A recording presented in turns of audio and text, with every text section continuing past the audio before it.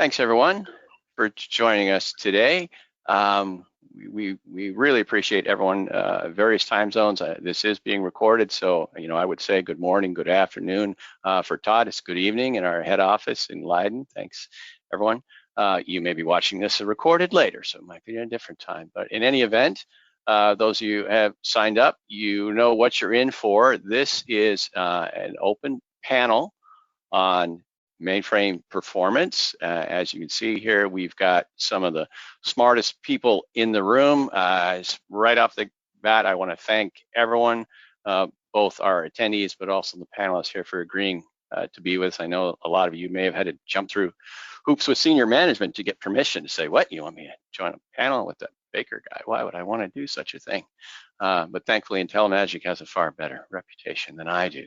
Without further ado, I'm going to do very brief introductions. We did get a number of questions ahead of time, which we're going to do our best to address as many as we can, but also feel free to use the Q&A panel on the GoToWebinar panel and submit more questions as we go. We're absolutely going to do our best to get to as many of them as we can. Okay, and without further ado, introductions. First of all, our first panelist, I would hope, needs no introduction. First mainframe she worked on had 4K, I didn't know this, Cheryl, 4K of memory. That's kilobytes, not megabytes, gigabytes, Cheryl, 4 kilobytes of memory, incredible. And after many years traveling the world doing performance studies for companies large and small, in 1986, Cheryl met her partner in work and life, Tom Walker, and Watson and Walker was born. Obviously something we all rely on to this day. Countless data centers have benefited from Cheryl's classes and consulting, and to this day, professionals around the world, including myself, including Todd, and I think everyone here, rely on the detailed and objective advice from Cheryl Watson's tuning letter. And it wouldn't be fair to mention that without mentioning that it's edited by the irreplaceable Frank Kine, president of Watson Walker. Thank you, Cheryl, for being here. Craig Walters, another one of my partners in crime. All these guys, all these people are my friends too. So, forgive me, the audience, if I seem a little bit informal, but they're just fun people to hang around with. Craig is the Z System Performance Lead at IBM. Craig is an IBM Master Inventor. They don't give that title to just anybody. He's got over 40 patents under his belt with another 16 pending. Has authored many publications on computer architecture. I personally would highly recommend his IEEE paper on the Z16 chip design. Any of the sessions that you've seen from me or Todd on that, we greatly reference that and really appreciate Craig's direct interaction answering our never-ending questions. And if you've been to Share lately, his Z16 questions are filling rooms, and he's very good at translating this deep technical stuff into something anyone can understand. Dave Barry, another dear old friend, is the lead capacity planning and performance analyst at UPS. Anybody get deliveries these days? They're kind of busy. They got a little bit of a system. They got a few transactions they need to process. Dave makes them all work. Through his 40-year career in IT, Dave has held numerous roles, including software developer. I think he started in application programming and system programming. And he's been a manager of mainframe technical services. I think he's even been a vice president. Prior to joining UPS, Dave worked in software development as well as at 2 of Wall Street's largest financial institutions. Thanks for being here, Dave. Jon Ulrich. I haven't known Jon as well, but another member of the club. Welcome, Jon. He spent his 28-year IT career as a mainframe technical professional with a major health insurance company. Jon has a master's degree in computer science from a mainframe school. That's Northern Illinois University. There are not many mainframe schools. You can get a computer science degree these days at a lot of schools and not know what a mainframe is. So, that's some good specialized education.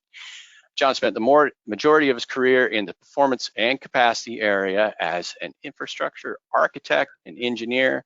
And thank you, Jon, for being here.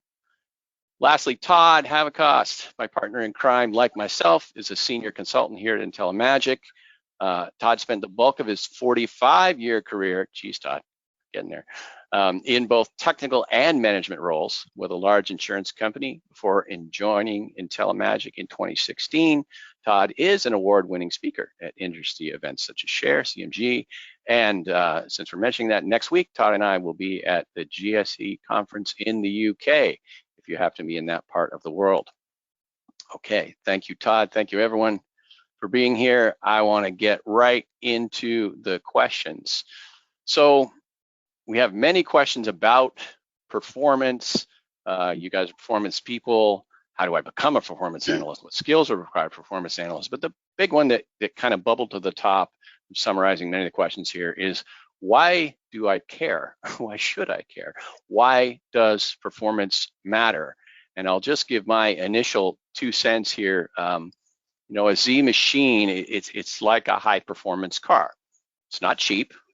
So I want smart engineers like Craig designing the engine. I want dashboards like Todd and I use to show me if I'm getting close to the red line of this car. I want smart analysts like Dave and John to monitor and interpret those dashboards, which is protecting my investment. But speaking of investment, we can't ignore cost, and we shouldn't just blame executives who have a responsibility to adhere to budgets. So I want to put Cheryl on the spot here because she not only has a wealth of experience analyzing SMF data, but practical experience with financial contracts. So Cheryl, from a purely financial perspective, please tell us why performance matters. Money. Money. It's all about money. I think the best way to explain that is that, first of all, I had a bachelor's degree in math, and I could either be a teacher or a computer programmer who made twice as much. So I became a computer programmer. But I learned on the job. I learned everything on the job. And one of the things was at Share. And one time I went off to Share and learned that blocking of 1 record per block was just really bad. And so I came back to the shop and I implemented, at that time, half-track blocking. And the machine sung. It was beautiful. But you know what happened? I was working for an outsourcing company that charged on the number of IOs. And after my boss took a look at what I was doing, he said, "You have cost us $50,000 a month. What are you going to do about it?" I didn't know what to say because they care about cost. And today you could say that hardware is cheap compared to the software cost. Well, if you've looked at anybody's software cost, it is skyrocketing. It is huge. It sets them back and makes them want to get rid of the mainframe. And our jobs as performance analysts is to show them that that's not that wise an idea.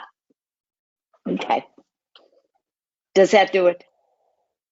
I think that's a great way to kick it off. I agree with you.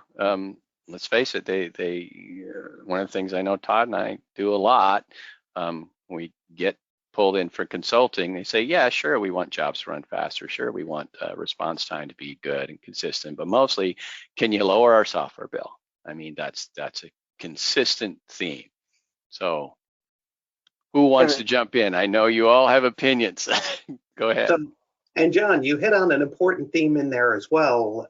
Underneath it, it's not just the money associated with it, it's also they want the performance consistency from day to day because of the segmentation of all the billing and how they deal with that, so that the subunits and orgs, or when you're leasing time on the machines, that they get consistent performance regardless of the mix of work that's coming in, to just help facilitate easier consumable flow of the platform itself, you know, and then it just keeps rippling through, you know, left and right, you know. So it's, you know, but like Cheryl aptly put, in the end, the money is tied to it. And even on my side, when I see a new machine coming out the door, I know the amount of money that gets saved by a company with a machine that is faster is a big motivator to move forward, you know.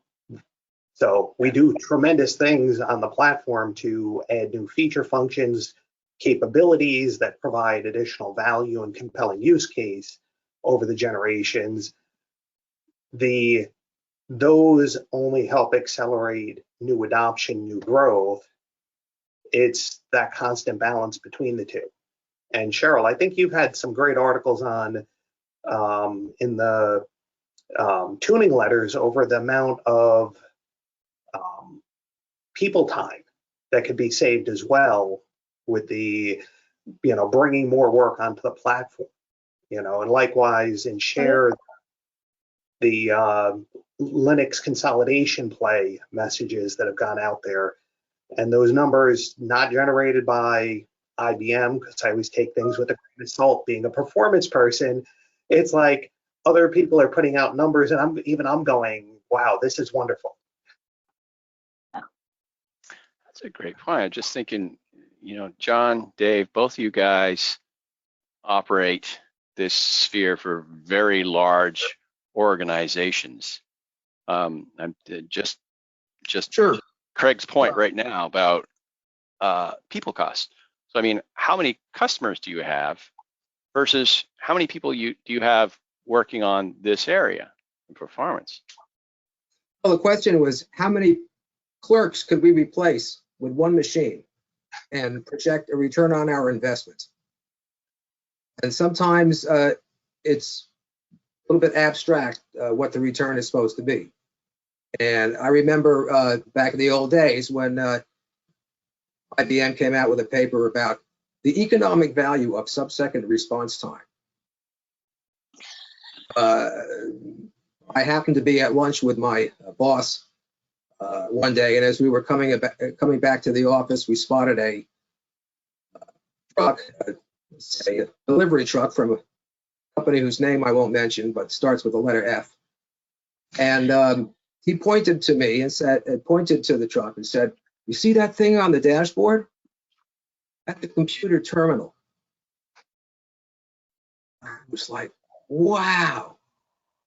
Well, what I couldn't see at the time was the folks at UPS were saying, "Hey, FedEx has this technology and they're going to eat your lunch." And man, they couldn't spend money fast enough. And they built the basic, you know, structure that we live and work in today. And when I think about how hard we used to work to shave 1/10 of a second off a CICS transaction, now to live in a world where things spin around for a while and it doesn't seem to bother anybody. So the game has changed quite a bit in the early days. Yeah, I'm thinking there's some probably costs involved with that. You know, just the customer perspective, like you say, we take it for granted now, and I hadn't thought about it years ago, but you're getting a delivery, you know, I can click on my computer and say, where is that right now? Mm-hmm. Is it coming? And the company's your company's protected too, for example, where I can't say, well, I didn't get it. I didn't get that $1,000 widget I ordered, so now you owe me $1,000. And you can say, yes, you did, and here's your signature. Like that. That technology does save money. It's a value add. You can't really put a price tag on sending somebody a notification about their package delivery. They're not paying you per notification. So it's kind of a loss leader. And it's important, you know, to keep the cost of it down as low as possible while keeping the level of service up. And I know that if you have tracked the UPS package lately, you may not realize behind the scenes is one of the world's largest DB2 databases, among others. And keeping it snappy is what we have to do. And I'm very proud, actually, of the folks that I work with that we do achieve that goal. Yeah, know you do. Now, John, you've got, I know, a large organization as well as insurance, a little different type of structure, but similar, I guess, in the sense, right? You have cost pressures. Sure. So here's a couple practical bits of experience I've gained is that, as Cheryl mentioned, we're talking about cost. How do we control the cost, especially the ever increasing costs on a mainframe platform for our hardware, for our software? And when you think about the capacity that you plan for and need to support your business, as Dave was saying, such that your business workloads are meeting their service level agreements, we find ourselves in a delicate balancing act as performance and capacity engineers, in that we can easily over-define the capacity that we need. And it's basically a cat and mouse game in that whatever additional capacity headroom we add, our application areas and workloads seem to find a way to evaporate that headroom. And we're back to running at 100% CPU busy on our production CACs. So the balancing act is having enough CPU capacity so that all your workloads are meeting their service level agreements, getting good performance in terms of your most loved workloads, the lower, higher importance workloads versus batch workloads. So that's the WLM service class performance index analysis. But your capacity in MIPS is going to drive your ISV software costs. You've got IBM. You can have tailor fit pricing, which is what we use in my shop after some extensive analysis, where every MSU consumed is important. You want to save every MSU. And then you have the rolling 4-hour average type pricing model, where your peak rolling 4-hour average really determines your IBM monthly licensing cost. And then you have your other ISVs, Broadcom, CA, that are based on MIPS. So if you've got more MIPS capacity defined, then you could actually run your business workloads and get good response times and meet your SLAs. Then you're overpaying your ISVs if you've got more than enough capacity. So you have to analyze that peak workload that defines your maximum capacity and understand who are the biggest consumers in that period.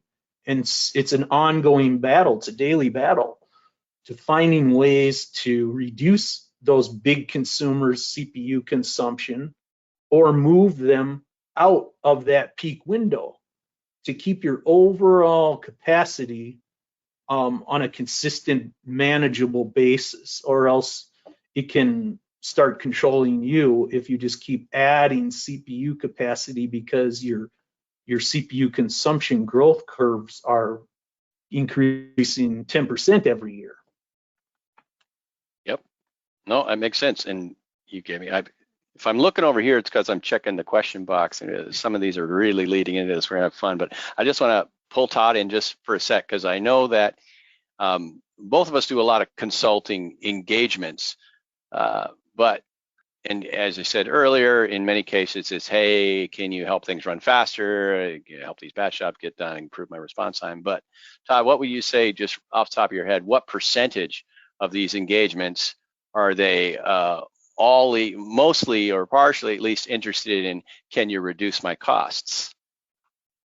Yeah, I mean, that's one of the first questions we typically hear, especially from management who has to approve, a software acquisition or whatever, or a consulting engagement and so on. So yeah, certainly that's very top of mind. And so, it's a rewarding thing to help something run more efficiently. Cheryl, I'm sure felt that was a real rewarding thing when she did that great tuning thing until it had adverse effect on her company's business. But in general, when we can identify efficiencies, we can create savings, and many times, SQL tuning and certain things like that. I mean, you can achieve huge savings, and so that's a really good message and the IT organization then can really add value to the business that way. And I would think, Cheryl, that in the long run, you know, depending on how they felt about it, but in the long run, it's going to save the money because you've now reduced the amount of time that all of these jobs, in that case, need to run. So, you know, if you look at total capacity and say, well, based on this capacity, I can run, you know, X number of jobs per hour. Now I can do more. Like I can do more with less. And isn't that what executives are looking for? I want you to do more with less. But I think Jon had made a really good point when he was talking about service level objectives. And if you give them more than they were used to, they will lap it up and complain when it went back the other way. Right. And so I think one of the most critical parts of performance and capacity analysis is not giving them too much. And I have run into that too many times. You were talking about, or Dave was talking about how you hit the enter key and you keep hitting it again. Jon, you mentioned the same thing, to get a response. Well, I made a change one time that I thought was good. It reduced TSO response to a fraction of what had been. And all of a sudden, the number of TSO transactions grew so large, we couldn't figure it out. So we went back to analyze what they were. And it was that people used to submit a job and go on to other work. But now they submitted a job and hit the enter key. I'm sorry, I got the story wrong. It was a reduced batch turnaround time. Reduced batch turnaround time till it was insignificant. And the TSO transaction rate increased. And it was because instead of submitting another job, they just sat there and hit the enter key, waiting for the batch job to end. Now, how much did that improve productivity? You need to know what you're looking at. Doesn't that make the job run faster? I think every time you. No. Doesn't? Not if you hit it really, really fast? Not if you hit it really, really fast. I've been misinformed. More fake news. Oh, well. Jeez, Cheryl. Jon, I did want to tag on something else you mentioned. I think, because I think we've all run into this before. You talk about capacity and having enough capacity to meet your needs without having too much. And I know that the perception that's been around or for a long time, and it is still in place with many, is that I got to run at 100%. And I've paid this much money for this machine. So, you know, a session I did years ago, where I Googled capacity, and it came up with a financial definitions. Like the concept was that I'm not getting my full return on investment if I don't run the machine at 100%. And I think I know, Cheryl, you've got some actual numbers about directly what that affects, but do you want to just talk a little bit more to that, Jon, because you brought that up? Well, you know, one of the things I've seen over time is that when you're using, say, RMF3 or other tools, and you notice your machines are running at 99.9 CPU busy, what you don't see is the actual latent demand behind that at times, where you're not really running at 99% busy, you're running at 110% busy. The difference is that all the work beyond what your capacity is queuing up, and definitely the lower importance workloads suffer the most, things like batch, to the point where they could literally be starved for CPU for sustained periods of time. So my rule of thumb in terms of, say, a peak rolling 4-hour average is that you want to make sure you're staying below that 99.9% busy. You're running close to 100%, but that lets you know you're seeing the entire iceberg, not just the tip of the iceberg protruding from the water. What else? Sorry, John, you were asking another question on feedback. Well, I think there's, there are direct financial implications. And I know, there was a Bernie Pierce paper from years ago that actually quantified this, I think, quite well. And I know, Cheryl, you've got some numbers. I mean, they're guidelines, but it's a relative percentage. And at each increase in percentage utilization, it literally does cost more CPU to do the same amount of work, which translates direct to your dollar cost to process that transaction, that batch job, right? Yeah. Yeah, you get, for every 10% busy, oh, now you've stuck me. For every 10% busy, it's going to cost you an overhead of 5% of increase worthless CPU. Yeah. Yeah, and I mean, and that's not a straight. If you go at 100%, you're getting 80% of the machine. Yeah. And your throughput, your response times will be far worse. Yeah. And if I can mention, that latent demand that Jon mentions is one of the key indicators that you can't do performance without understanding latent demand. Absolutely. How many people are in line? Key metrics for latent demand analysis in your IntelliMagic portal is MVS busy versus LPAR busy. The wider the gap between the two means your latent demand increases. In your top performing LPARs, you want to see those two curves very close together. So your MVS busy is telling you the amount of work you could be doing if you had enough CPU capacity to dispatch that work to. Your LPAR busy statistic is telling you how much time that LPAR was actually dispatched and running on a CPU. So if they're close together, that means your latent demand is relatively low. The more they start widening apart, the more you start noticing your work unit queues getting deeper and deeper, meaning you probably need more capacity.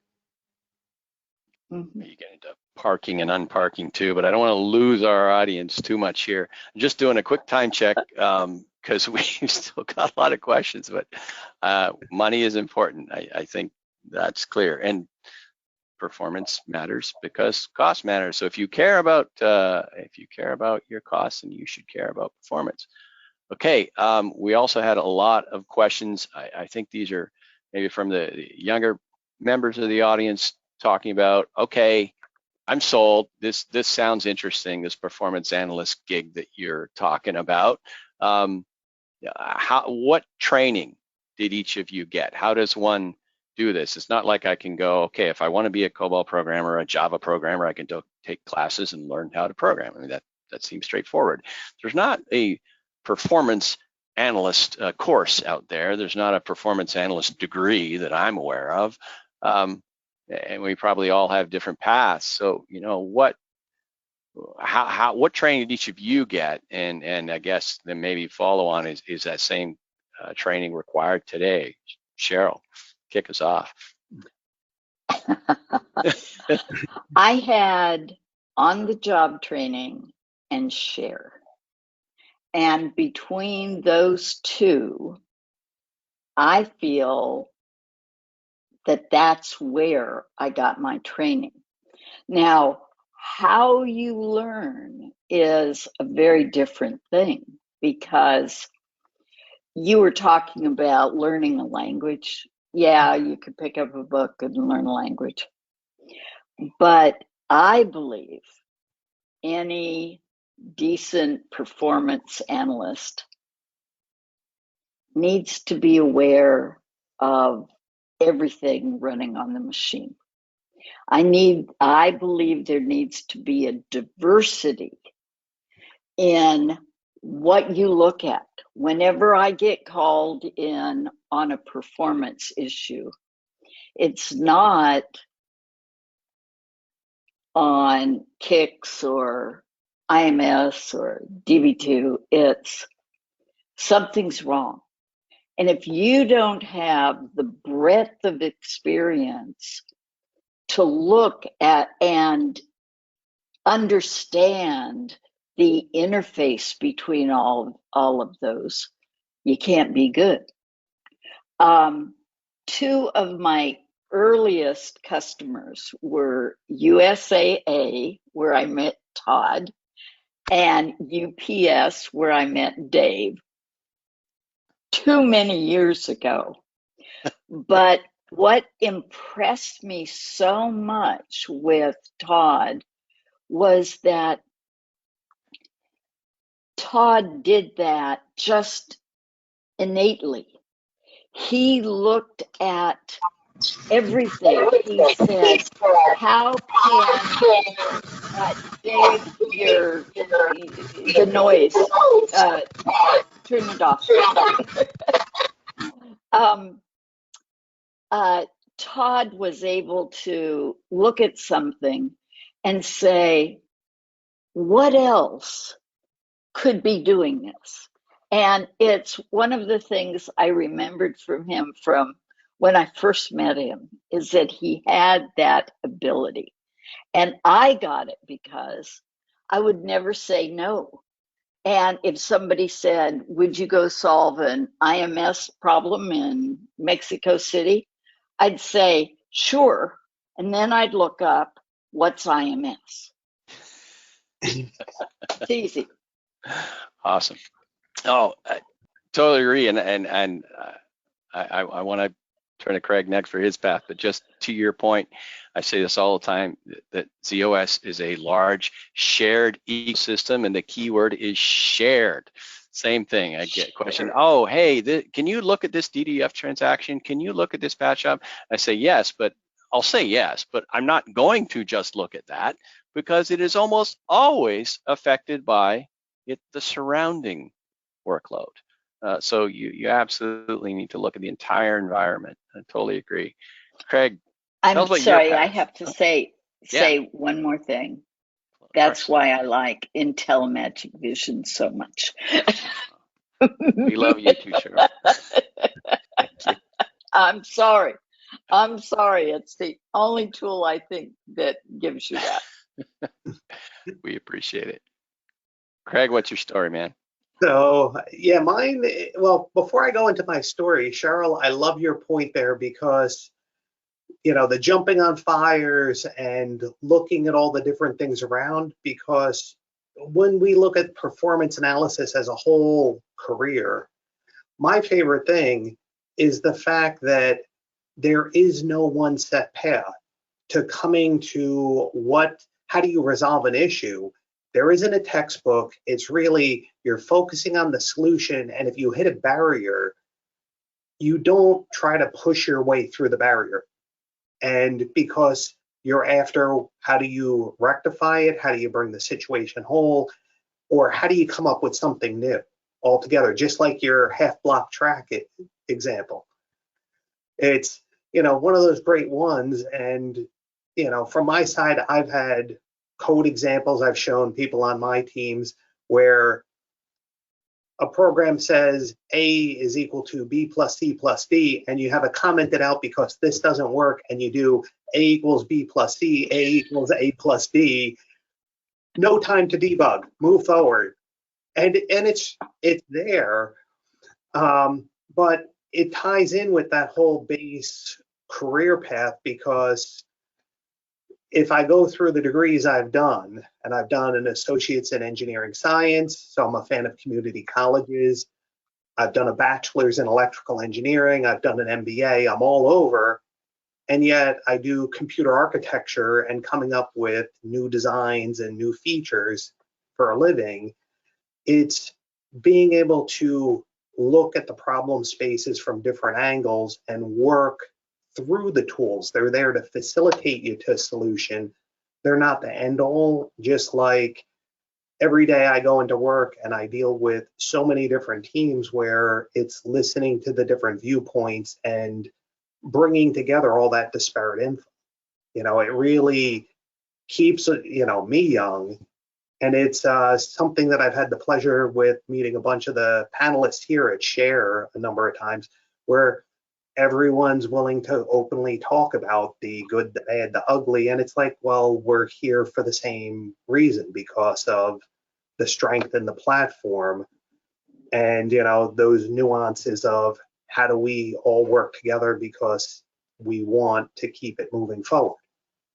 So it's not a one-way street. It's constant reinvention, relearning, you know, and that's, yeah, where, you know, over time, when you do that enough at IBM, they give you that extra title of master inventor, because it's not just you invented a lot, it's you're growing people around you too.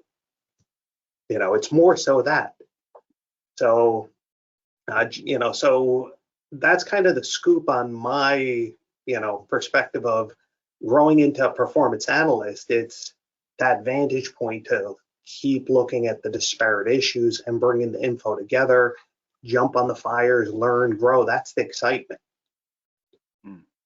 Yeah, I went to a great share session from a young fellow, I forget his name, but he was really arguing the case of the jack of all trades versus the specialists. And he made a great case for that. He said, you know, when everyone has this random problem, who do they call? They call their friend that's a jack of all trades, because, well, they probably know something about that. And in a way, maybe that's part of our skill set. And well, and when you get good at it, and it's that I versus T person skill, but the more you grow up and you become that jack of all trades, you also know a bunch of other jacks. So when things get weird, you start talking through it and you come out with great, wonderful ideas of new future things to do. Sure. You know, and then John, before I pass it back to you, and then you get into panel sessions like this going, hey, everyone that's listening, come bug us with your, you know, your insights, your data, because it helps us. Sorry, Absolutely. There. We do like. It's fine. I'd say everybody's got their piece, but, you know, just to this question about people that want to do it. Now, John, you went to a mainframe university. You know, those are not terribly common. It's obviously served you well, but you know, what are your thoughts on that? Is that training required today? Well, just to add on to what Cheryl and Craig were talking about, first, for me personally, I've always had an innate interest in performance and capacity. I mean, just as a guy that's into motorcycles and cars and performance in general and engineering, how do things work? I love seeing things on a graph after you get a baseline and you make a change to an independent variable and you see the after change impact. But as far as, you know, I'm sure there's several younger folks on the call that are wondering, what is the mainframe's future for me personally? Do I want to get into this? I've also got this curiosity and just desire to learn and work in performance and engineering and capacity planning. And I think in most major businesses today, that debate of getting off the mainframe and going to newer technologies, cloud technologies and AI and outsourcing is got to be at the back of your mind. But I think the mainframe's longevity is basically in that total cost of ownership, bang for your buck, getting the work done at the lowest possible price per unit of work that you're doing. So if you're starting your career out and you're wondering which technology should I invest in, I've got this interest in performance. I like the mainframe. the reliability, availability, scalability, the basic IBM software foundation, which I want to build my career on, I think you do need that initial interest. And then it's kind of like learning how to play the guitar, for example. It's up to you. It's on your shoulders. Now, with the tools that you have available, like IntelliMagic, like the IBM RMF1 type reports and all the different tools, compared to say 20 years ago, you basically had the raw SMF, RMF data and MXG and SAS, and you wrote your own reports. Now, all that reporting automation is at your fingertips. I think you also got to beware of getting in, after you've done this for a while and added knowledge incrementally with each experience you have. And I agree with Craig, by the way, on the importance of networking, building relationships with the subject matter experts in the other mainframe domains. You have people that have dedicated their professional careers to, say, DB2 or CICS and MQ or networking or storage. You don't have to know, as a performance engineer, the depth of knowledge they have in each of their domains. You can invest 20% of your time and learn some about all of those technologies and become a better, well-rounded performance engineer because of that. But the importance of those relationships and the same relationships that they develop with you, the performance expert, it just leads to a career where no 2 days are the same. You're always faced with having to learn the newest technologies or solving problems. It just is an interesting way to spend your time as a professional and earn money doing it. You have to love it. I think you hit home there, John, with the interest. I think that's what it is. A self-test I do for people is, if you're standing in the Costco madness checkout, with 27 lines wide and 100 deep, and setting aside the frustration of standing there waiting, if you're curious, if you're looking at that and saying, wonder how many people are in here, or how long it takes each one of them to check out, and you're kind of looking at how people are coming in the door, what's the rate that they're entering, and what's the rate that they're going out the door, and roughly how many, and how can we improve that? If your mind goes there, then this is what you want to do. And by the way, you don't have to be a mathematician, because I'm not, but what I just described is Little's law. That's what that is. That's queuing theory. But I just want to pull on Todd for a second here, because he summed this up. We've done a Z16 session recently, and there was lots of technical stuff in the Z16, but at the end of that, he pointed out that one of the burning things of performance analysts is we want to know the why. Like, why is this taking so long, or why does this cost so much, for example? You speak to that, Todd? Yeah, I mean, I think of, there's a lot of parallels to other professions, detectives that are trying to and analyze the evidence and find out what happened. Medical personnel are analyzing, the blood work and different things like that. So, yeah, it's a great day when, as a performance analyst, you can get to root cause definitively. And a lot of times you have to work in the gray, where it looks like, well, this is a factor and this is a factor, but we still need a little more data. But the thing I love about this profession, the mainframe is incredibly rich in measurement data, SMF, RMF data, far richer than any other platform.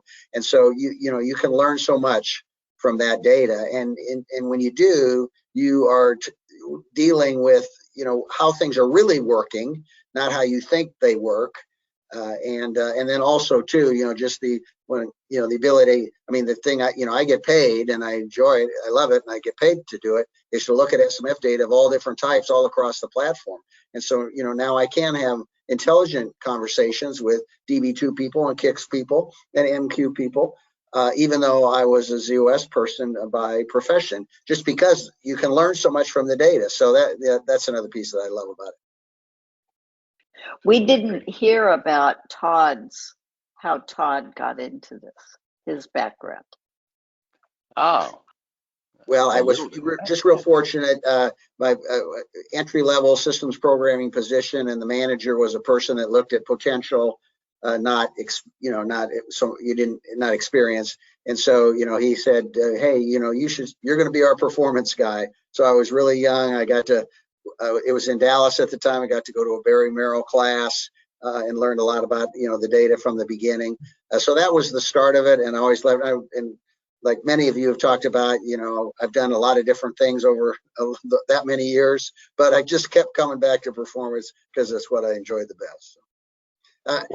I'm sorry, real quick, and John's point about Costco, in our town, I call 311 a lot not because the traffic light is out, but because it's functioning inefficiently because the pedestrian button is permanently pressed in or something and creating an inefficient cycle. So, it's kind of innate, and I think probably all of us on the call, could tell a story like that. So Todd, you're probably the only person I've ever met that was professionally dubbed that you will become a performance person. I meandered into it from hardware because I kept asking bigger and bigger questions and said, there's a lot more to learn, and you jump on fires. And it's like, as opposed to, Todd, go learn performance. That is wonderful. It's a blessing. Sure. Absolutely. Dave, I don't know how your audio is, buddy, but I know that you started, it was application programmer or system programming. So what, were you pushed into performance, or did you become curious? Like, many of us are saying, I want to know more about the wider picture and why these things are working the way they work. Well, it's more like I was working a cursed retail job at a music store, and the cashier, who was a friend of mine, suggested that I might want to check out this course in computer programming. So, that sounds interesting. And it certainly pays a lot more than working the sheet music counter at the local music store. And I just kind of followed along those lines, and by some miracle, they got me into the class. It was an intensive 6-month kind of thing. And then with the help of some friends that were already in the business, they lined me up with an interview at a place called Campbell Corporation. And they were looking for a trainee, which is kind of unusual anymore, but they were willing to take me based on the fact that I can tell you what goes in Register 13. And I can tell you what goes in Register 12. And I can tell you what goes in, So it was actually based on what I had learned. And in those days, we had to do things like write machine code programs without using an assembler. So you very quickly learn exactly how things work, and you build on that knowledge over time. What happened was, after a few years, I realized that the people who were really moving and shaking were people who had spent time in the field. IMS system programmers, DB2, DBAs, people that really were, involved in the nuts and bolts. And so I went out on my own and found a job working night shift tech support so that I could start to get my hands dirty with this stuff. And what was valuable to me was being able to work with different people in different capacities, but to be able to communicate to them in their own terminology. So when you're working with operations, you kind of have to understand the operations mindset and the kind of things that they're used to hearing and saying, whereas it's a different matter if you're working with a database analyst. And that's it. I went from one place to another, mainly checking things out as they occurred and trying to get them back on track. And the more I did, the more bits and pieces of knowledge started to glom onto what I already knew. So I would say the top line, if the top line is it's all about service, then the bottom line is it's all about knowing how things work. And it's true if it were your automobile and it was running slowly or poorly, you'd have some idea where to look for the problem. And it's just like another form of technology, but you get some feedback on how you're doing, and gives you a pretty good idea of where to look for problems, and oftentimes resolve them. And do you have more fun as an analyst than you did as a programmer? The thing about computers back in those days, when 70% of the world's computers were IBM mainframes, and there was no such thing as a retired computer programmer. The world looked a lot different back then, and what I had observed were that people who were in the advanced math program where I went to school had some application for their computers in mathematics, computers in social sciences, computers in something else. There was always something attached to it. Well, I didn't have any of that particularly, so I basically discovered that there was computers for the sake of computers, and that it was challenging to understand how these systems were put together and how they behaved. And I could bill myself as a mainframe behavioral psychologist. It was the challenge that appealed to me, and I still feel the challenge almost every day. Nice. Dave, that's actually a great segue. We have many questions about AI. I'm not going to read all the questions, but the subject is out there. Obviously, we couldn't and shouldn't ignore it.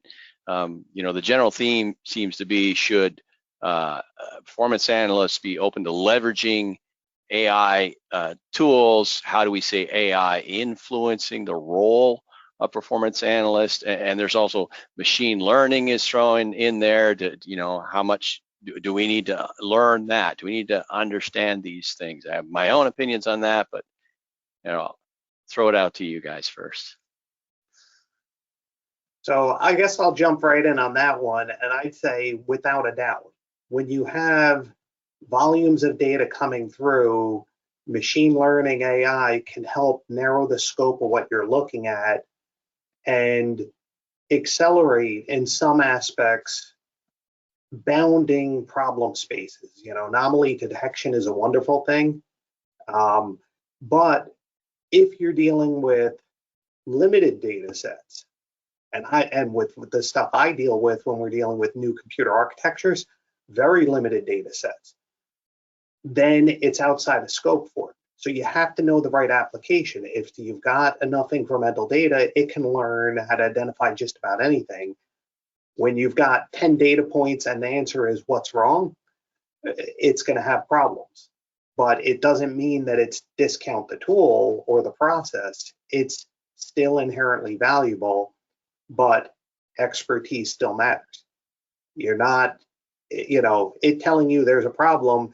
It might be that the wind just shifted from northeast to southwest on a Friday, and you're going, what does that have to do with my machine?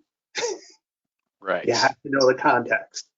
Focus from the million things you could be looking at to, right. Here's where you should focus your time.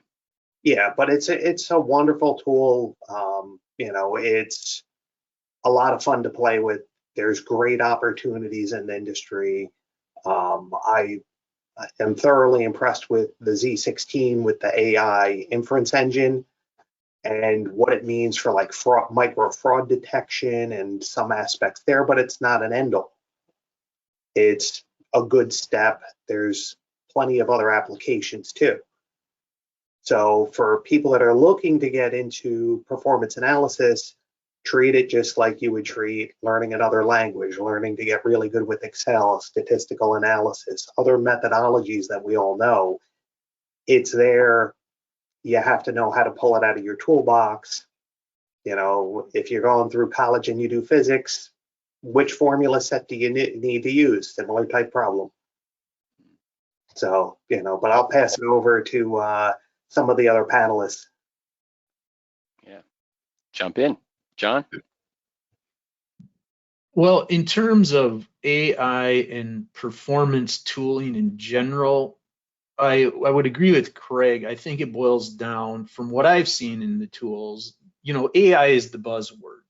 We've been doing data analytics, and really when you think about it, computer programming in general is if then else logic. Whether you impart human subject matter experts knowledge base into rules, it's essentially rules-based logic that you're programming.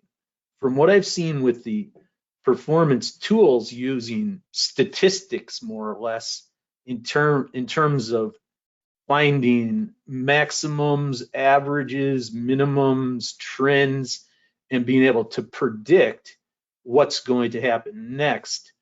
I agree with Craig again. Yes, that's just another tool in your tool belt. Ultimately, it's going to come down to you as a human subject matter expert being able to look at that data and make a determination, form a theory as to cause-effect relationships of, I've got a problem right now that I'm trying to solve. What caused this problem?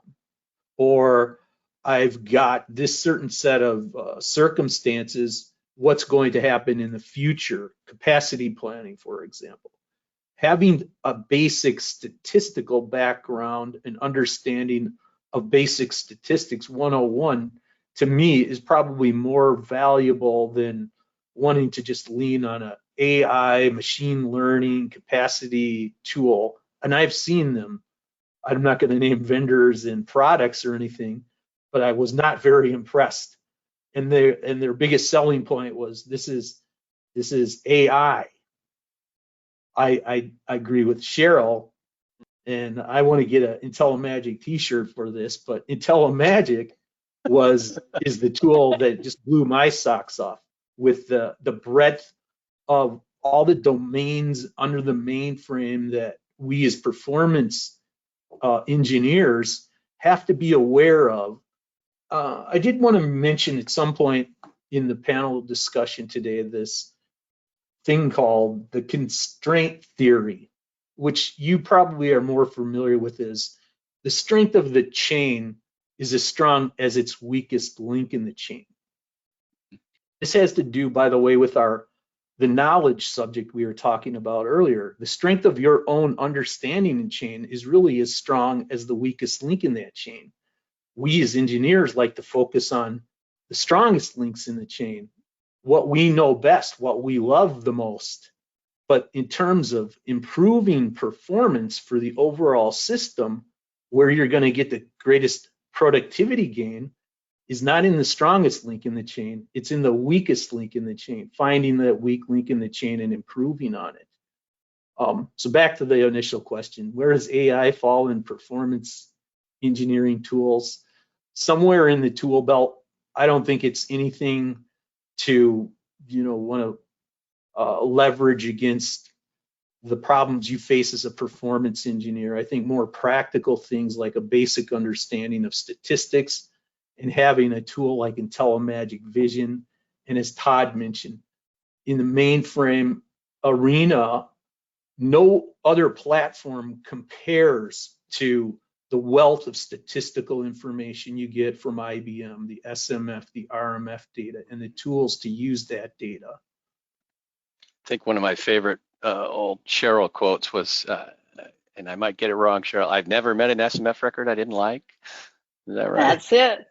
I mean, yes, that wealth of information that we have at our fingertips is just a matter of somehow deriving valuable information from it. So, to the AI point, and really to the broader point here, you do need tooling of some kind. Yeah, obviously, appreciate what you guys say about us. For the sake of the audience, really just some form of tooling obviously can make any engineer, any performance analyst far more efficient by helping them focus on what they need to look at.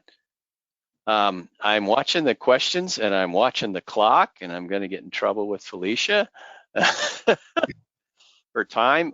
For those on the call, we may go a little bit over. Obviously, you have to drop at the top of the hour. We understand, but it's going to be recorded as well, so you can come back to that. I do just want to grab a couple more questions here, just while we maybe have time. Question. site. I support a few LPARs that have an abundance of truly discretionary workloads. Seen such LPARs run 100% for many hours without complaints. Is this an adverse outcome in some regard? Anyone want to take a stab at that one? I guess if they're discretionary, Is that anybody means, complaining? there you go. Yeah. The audible indicator of a problem, one of the best tools ever invented, is the phone ringing. Oh, yeah. That is fair. That's really the bottom line with discretionary workloads. You've deliberately chosen not to have a WLM goal for that workload, meaning you can wait indefinitely for CPU. Yeah.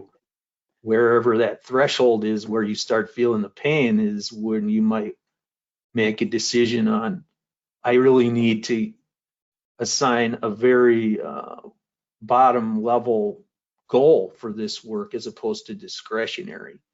Right. Importance 5, velocity 10, for example. Well, Versus discretionary, big difference. I don't get too much into the weeds, a broad audience, but I know personally I'm a fan of mean time to wait. But that's probably getting to it. It works well. It works really well, and you only have that in discretionary. I really like Cheryl's point. If no one's complaining, well, it might be something that, since it runs for hours at a time, they only care if it's done by the end of the week. And it's like, no complaints, no problem. So from I AI, a real let's quick all remember. anecdote on discretionary work that was a pain though, in a system running consistently at 100% CPU busy. And that had to do with DDF requests that were running at discretionary. And what, unlike some other DB2 and WLM tools, a DDF thread is acquired and it's held until the unit of work gets its CPU and it finishes and it frees up that DBAT. Well, in our shop, we had some very low priority discretionary DDF threads that basically led to DBAT queuing because all the DBATs were in use because those units of work that held the DBAT and were waiting for CPU didn't release the DBAT. And we had problems in DB2. You couldn't get a DBAT because once you're out of DBATs, even a high priority DB2 DDF request that comes in has to wait for a DBAT. A database access thread is what DBAT stands for. So that's a case where discretionary work was painful. Yeah. But Okay. that goes right back to your point about the constraint theory, John, and ties right in other John with your the value of AI. If it's your weakest link, then it's a problem too. You can't rely on one. You have to make sure you get your parallelism. Yeah. Sorry, Dave, I think you were jumping in there. Oh, I may have. I was just reflecting on the first time I heard somebody tell me that the mainframe is going to tune itself. I think it might have been OSVS2 MVS with system extensions, and they had this thing called the optimizer. It was like, wow, we're actually going to automatically control the workload. Well, then of course that went to IPS and ICS, eventually involved with the workload manager, and we're still saying the mainframe is going to tune itself. So far, they haven't managed to do it without one of us supervising. Yeah. Well, I guess just on that, I want to add my 2 cents here. I hear a lot about mainframe modernization, and not to be controversial, but I look at that IBM Z16 design, and thanks to Craig and your team for designing that. I mean, that to me is objectively, arguably, the most modern, innovative general purpose computer in the world. So we suffer, I think, sometimes from perception, not reality. But I am conscious that we're past the top of the hour. We were going to do a lightning round. I'm conscious of Todd being at 9 p.m. in his hotel room in the Netherlands, but we did have not a question, but a suggestion from one of the attendees that might be more fun, and this still puts you on the spot. Be fun to hear each of us all-time one-line quips, and he says, I'll start. His favorite is all computers wait at the same speed. Who has theirs ready? If you have yours ready, go ahead. Oh. As Steve Sampson once said, if you have no service level objectives, you have infinite capacity. That's a good one. That is a good one. Hey Dave, on your thread there's a live debate over, do you count things in terms of CPI or IPC? Well, when the machine goes and check stops, which ours don't, but you're getting nothing through, do you get a rational value or not? I wouldn't touch that over the 10-foot pole. No. Mine is there are two types of people, those that can extrapolate from incomplete data. Oh no, there are three kinds of people, those who can count and those who can't.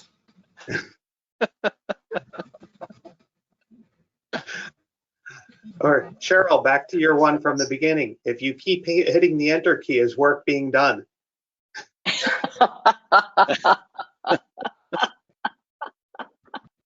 And I remember that when I first started with converting some internal docs to PDF on a mainframe. And when you hit the enter key, it was immediate that I didn't believe it. So it resonates with me. One of my quips, and I just heard one of our senior leaders in an all employees town hall yesterday was talking about the need to get off the mainframe to get to newer technologies. To your point, John. Perception. Newer technologies, really? Perception. Well, you know, we live in a world of alternative facts, right? So we can just keep fighting through. Now, to put out a quote, and I had to look up a name, but we have a IBM DE, Frank DiGilio, and he has coined, it's not mainframe modernization, it's mainframe declunkification. Because everything about the mainframe is modern, it's getting things up to spec. So it may not be coded in the most modern language. It's not the fault of the hardware, it's a fault of, you know, really that we need the investment in the other stacks. Right.